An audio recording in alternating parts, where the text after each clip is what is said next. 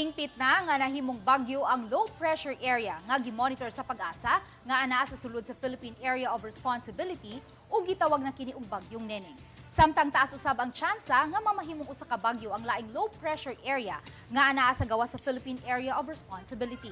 Nunot niining duha ka mga weather disturbance, mas gipakusog niini ang hanging habagat nga nihatod sa mga kusog nga pag-uwan sa Luzon ug Western Visayas. Apan dinhi sa Central ug Eastern Visayas, matud sa pag-asa, mga patak-patak lang nga mga pag-uwan ang masinati.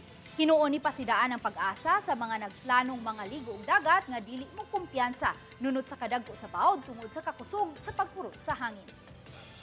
Within this week, nakita nato partly cloudy to cloudy with huros sa hanging habagat this week. And i-monitor pod nato kining kasarangan nga tura sa kusog na hanging habagat. Nakita nato magpasulabi sa Visayas, kasarangan o pagkabaloron pod ang atong kadagatan. Samtang usa-usab ka bagyo ang anaa karon sa gawas sa Philippine Area of Responsibility. Apan sa pagkakaron, wala pa kini direktang epekto sa nasod.